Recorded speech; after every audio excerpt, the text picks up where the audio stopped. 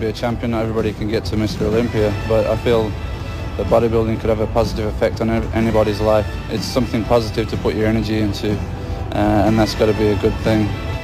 Dorian Yates is the dark horse of bodybuilding who has taken the sport by surprise. Known as the Shadow or the British Bulldog, his rise in the sport began in a dark and troubled adolescence. Well, you know, I was like a lot of kids. I lacked direction in life, and I got into a little bit of trouble and things like that. I wouldn't say it was really too crazy, but you know, the usual things. You know, there was a lot of unemployment at the time in England, and I didn't have much direction in my life, so I spent a lot of time partying and drinking and things like that and getting into trouble. So when I started bodybuilding, it was something really, I felt, you know, something really positive that I could put my energy into. Winning his first contest in 1985 at a body weight of 210 pounds, the unknown Yates was invited to compete on the British team at the World Games the next week. He went into seclusion for 2 years and re-emerged in 1988 to win the overall British title in 1988.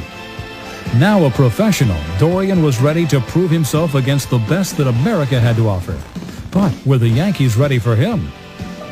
The Americans, they seem to be quite complacent and laid back, especially with their training. You know, whenever I go to America to train over there, it seems like I never see anybody really training very hard in the gyms, where back in England, you know, I think there's more of a working type ethic. The guys in the gym are really going for it and really training hard and everything like that. We might not have the sophisticated kind of facilities and so on that they have in the States, but I think there's a lot more you know, there's a lot more heart and a lot more guts. I think they had it a little bit too easy in the States. After taking second at the 1990 Night of the Champions, Dorian returned a year later to claim that title in New York. For perhaps the first time on stage, Haney had met his match in height and muscle weight. At the 1991 IFBB Mr. Olympia, Yates actually outscored Haney in the muscularity round, and the two were tied going into the evening competition. While Haney had brought out insecurities in the best of contenders, Yates proved tough to break. It's really been an advantage for me to train in England.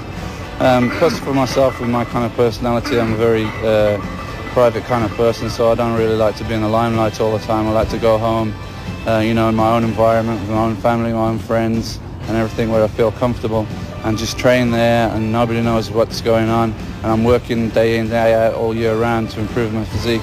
And then I can pop up, you know, here like at the Mr. Olympia, and everybody's going to be saying, wow, what happened to this guy, you know, because they haven't seen me all year, so they're going to see the improvement. While in the end, Haney edged out Yates for his 8th consecutive Olympia victory, the battle had been very close. Dorian returned to his dungeon-like temple gym, away from the light and publicity, the formula that has always worked for him.